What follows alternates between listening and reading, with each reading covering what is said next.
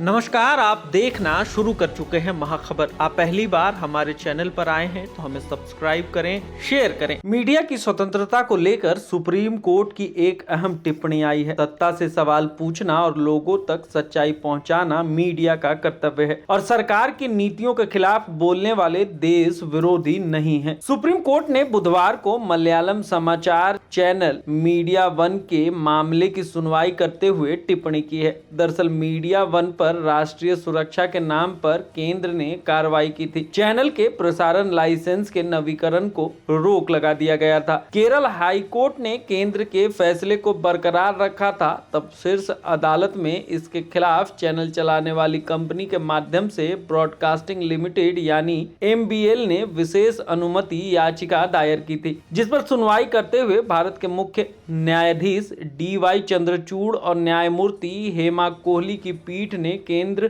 के इस तर्क को खारिज कर दिया कि चैनल के कुछ प्रसारणों ने राष्ट्रीय सुरक्षा को प्रभावित किया है। अदालत ने कहा कि राष्ट्रीय सुरक्षा के दावे हवा में नहीं किए जा सकते, इसके समर्थन में ठोस तथ्य होने चाहिए। मुख्य न्यायाधीश DY चंद्रचूड़ द्वारा लिखे गए फैसले ने पुरजोर तरीके से कहा है कि राज्य केवल राष्ट्रीय सुरक्षा की दलील देकर नागरिकों के अधिकारों से इनकार नहीं कर सकता। अदालत ने कहा कि सरकार को यह रुख रखने की अनुमति नहीं दी जा सकती कि प्रेस को सरकार का समर्थन करना चाहिए। अदालत ने साफ शब्दों में कहा है कि सरकार की आलोचना एक टीवी चैनल के लाइसेंस को रद्द करने का आधार नहीं हो सकता। लाइव लॉ की रिपोर्ट के अनुसार अदालत ने कहा है कि प्रेस का कर्तव्य है कि वह सच बोले और सही तथ्यों के साथ नागरिकों के सामने प्रस्तुत करे, जिससे वह लोकतंत्र को सही दिशा में ले जाने वाले विकल्पों को चुनने में सक्षम हो सके। प्रेस की स्वतंत्रता पर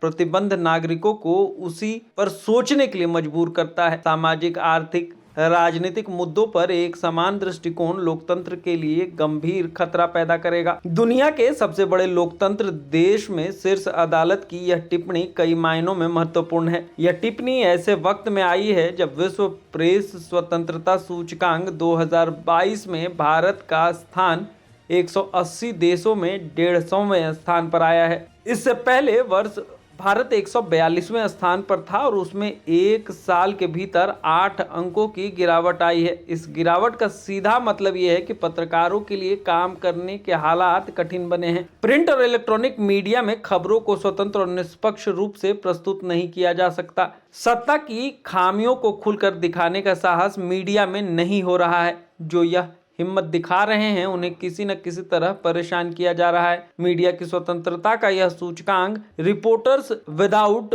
बॉर्डर्स नाम का अंतर्राष्ट्रीय संगठन करता है। भारत इस सूचकांक में लगातार गिरता जा रहा है और इसकी चिंता देश के पत्रकारों, मीडिया घरानों के मालिकों और सरकार को भी करनी चाहिए थी, क्योंकि मीडिया तो एक तरह से सरकार के लिए आईना का काम करती है। मगर सरकार ने चिंता करने की जगह चिंता के कारण को ही खत्म करने का कदम उठाया है, यानी सूचकांक को ही खारिज कर दिया है। केंद्रीय सूचना और प्रसारण मंत्री अनुराग ठाकुर ने राज्यसभा में एक लिखित जवाब में कहा है कि विश्व प्रेस स्वतंत्रता सूचकांक एक विदेशी गैर सरकारी संगठन द्वारा प्रकाशित किया जाता है, जिसे रिपोर्टर्स विदाउट बॉर्डर्स कहा जाता है, और सरकार इसके विचारों और देश की रैंकिंग को नहीं मानती है और इस संगठन के निष्कर्षों से सहमत नहीं है। सरकार ऐसा इसलिए मानती है कि संगठन रैंकिंग के लिए बहुत कम नमूने लेता है, लोकतंत्र के मूल सिद्धांतों को बहुत कम या कोई महत्व नहीं देता है और एक ऐसी कार्यप्रणाली को अपनाता है जो संदिग्ध और गैर पारदर्शी है।